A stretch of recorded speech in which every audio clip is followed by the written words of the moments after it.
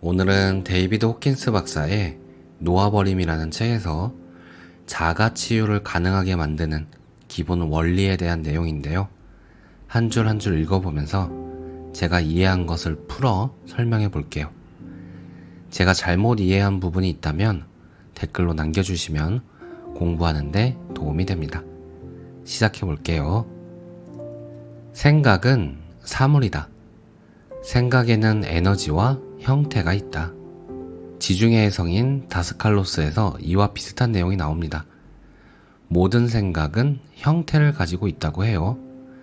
그런데 같은 생각이라도 형태는 문화에 따라 다르다고 합니다. 저는 한 번도 형태를 본 적은 없지만 그렇다고 하네요. 중요한 부분은 생각이라는 게 보이지는 않지만 에너지라는 것. 그렇기 때문에 자가 치유를 이해하는데 생각이 에너지라는 부분은 중요한 것 같습니다. 우리 몸에서 일어나는 에너지라면 분명히 우리 몸에 영향을 줄 것이기 때문이죠. 마음은 생각과 감정으로 몸을 통제한다. 그러므로 몸을 치유하려면 생각과 감정을 바꿔야 한다. 이 부분은 자칫 헷갈릴 수 있는 게 어떤 때는 그 감정을 온전히 느끼라고 하고 어떤 때는 긍정적인 생각을 하라고 하니까 혼란스러워할 수도 있습니다. 제 생각에는 이게 약간 단계가 있는 것 같아요. 저항하지 말라고 한다고 저항이 안 되는 게 아닙니다. 저항하지 않으려고 할수록 저항은 강해집니다. 그래서 저항이 올라오면 그저 저항을 바라보다가 저항이 약해지고 뭔가 변화의 힘이 강해지는 게 느껴지면 그때부터 변화하고자 하는 방향으로 바꾸면 되는 것 같아요. 자연스럽게 말이죠. 마음에 품은 것은 몸으로 나타난다. 이 부분은 실험 관찰해 보시면 알게 됩니다.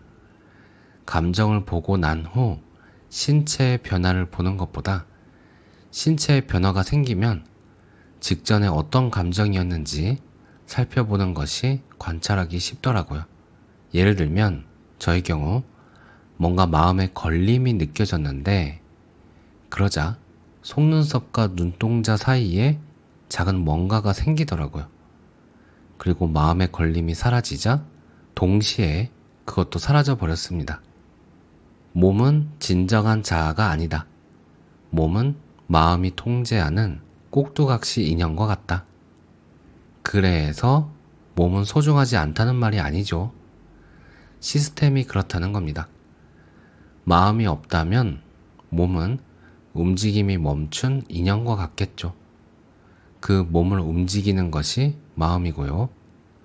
그 마음은 진정한 자아에서 나왔겠죠? 아닌가요? 이 부분은 선생님들께 질문으로 남길게요. 어떤 신념이 바탕에 깔려 있는지 기억하지 못하더라도 무의식적 신념은 병으로 나타날 수 있다. 이 부분은 관점에 따라 아주 신기하기도 하고 무섭기도 한 부분입니다. 나에게 어떤 믿음이 있는지 다 아는 것 같아도 나를 찾아가다 보면 양파 껍질 벗기듯이 몰랐던 나의 신념들이 나옵니다. 아주 어렸을 때 어떤 상황 때문에 신념이 생겼는데 그것을 인지하고 있지 못한 경우도 있고 최근에 어떤 상황이 어린 시절 어떤 상황과 겹쳐지며 문득 기억이 떠오르면서 알미 찾아오기도 합니다. 그런데 이렇게 알지 못하는 나의 신념들도 에너지이기 때문에 우리 몸에 아주 오랫동안 영향을 줘왔겠죠. 건강한 신념이라면 건강을, 부정적 신념이라면 부정적인 영향을 끼쳤을 겁니다. 병은 억제하거나 억압한 부정적 감정에 생각이 합쳐져 생긴다. 생각은 병에 특정 형태를 부여한다. 이 말은 부정적인 감정을 억제하거나 억압하면 그로써 병이 생길 씨앗이 만들어지게 되고 그 억압된 곳으로부터 나오는 생각에 따라 어떤 병이 될지 확정시킨다는 말 같습니다. 똑같이 어떤 화를 억누르고 있었다고 하더라도 어떤 생각을 하느냐에 따라 병명이나 병의 질이 달라질 수도 있다는 거죠. 생각은 억제하거나 억압한 감정이 일으키는 것이다. 따라서 감정 하나를 놓아버리면 그 감정이 일으킨 수천, 수백만 가지 생각이 사라진다. 마치 끓는 주전자에서 수증기가 나오듯이 생각은 감정들의 압력 때문에 뿜어져 나오는 것 같습니다. 그렇기 때문에 억눌린 감정을 놓아버리면 그만큼 그와 관련된 생각은 줄어든다는 이야기 같습니다. 특정 신념 하나를 취소해 신념에 부여된 에너지를 물리칠 수는 있어도 생각 자체를 바꾸려고 애쓰는 것은 시간 낭비다. 위에서도 함께 봤지만 생각은 수증기처럼 뿜어져 나오는 자연스러운 현상인데 이것을 억지로 통제하려고 한다면 아마 잘 되지 않겠죠. 만약 생각을 억누른다면 그만큼 감정의 압력이 더 강해질 겁니다. 그래서 생각을 바꾸려 하기보다는 감정을 살피는 것이 더 효율적일 수 있겠네요. 이후부터는 설명 없이 쭉 책을 읽어볼게요. 어떤 감정을 항복하는 방법은 감정에 대해 비난하거나 판단하거나 저항하지 않고 감정을 그대로 놓아두는 것이다. 감정을 살펴보고 관찰할 뿐 수정하려 애쓰지 않고 그대로 느낄 수 있게 놓아둔다. 감정을 기꺼이 포기하고자 하면 때가 되면 감정이 다 떨어져 없어진다. 감정이 다시 거세게 일어날 수 있다. 이는 인식해 항복할 감정이 더 있음을 뜻한다. 어떤 감정을 항복하기 위해서는 때로 특정 감정을 포기하는 것으로 시작해야 한다.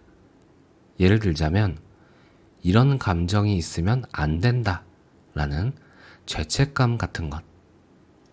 어떤 감정을 포기하기 위해서는 때로 감정의 바탕에 깔려있는 보상을 인정하고 놓아버려야 한다. 예를 들자면 분노의 전율이나 무력한 피해자가 되어서 받는 동정의 단물과 같은 것. 감정은 진정한 자아가 아니다. 감정은 생겼다 없어졌다 하는 프로그램이지만 내면의 진정한 큰 나는 항상 그대로다. 그래서 더 이상 일시적 감정을 나 자신으로 동일시하지 않아야 한다. 생각을 무시하라. 생각은 내면의 감정을 끝없이 합리화하는 것일 뿐이다. 삶에서 어떤 일이 벌어지든 부정적 감정이 생길 때마다 항복하겠다는 의도를 변함없이 유지하라. 부정적인 감정을 갖기보다는 자유를 원하겠다는 결정을 하라. 부정적 감정을 표출하지 않고 항복할 것을 선택하라. 긍정적 감정에 대한 저항과 회의적 태도를 항복하라. 부정적 감정은 포기하고 긍정적 감정은 나누라. 놓아버리고 나면 미묘하고 가벼운 기분이 따라온다는 점에 주목하라. 감정을 포기한다고 원하는 바를 얻지 못하는 것이 아니다. 오히려 감정을 포기한 덕에 원하는 일이 일어날 수 있는 길이 트인다. 삼투 현상을 통해 얻으라. 내가 원하는 바를 갖고 있는 사람의 오라 속에 끼어들라. 유유상종한다. 같거나 비슷한 동기로 움직이며 자신의 의식을 확대해 치유하려는 의도가 있는 사람들과 어울려라. 내면의 상태는 알려지고 전해지는 것임을 알아차려라. 말로 표현하지 않더라도 주변 사람들은 내가 느끼고 생각하는 바를 직감한다. 지속하면 성공한다. 어떤 증상이나 병은 즉시 사라지기도 한다. 하지만 상태가 아주 만성적이라면 몇 달이나 몇 년이 걸리기도 한다. 기법에 대한 저항을 놓아버려라. 기법 수행으로 하루를 시작하라. 하루를 마칠 때면 그날 활동에서 남은 부정적 감정을 모두 포기하는 시간을 가져라. 마음에 품은 것에만 영향을 받는다.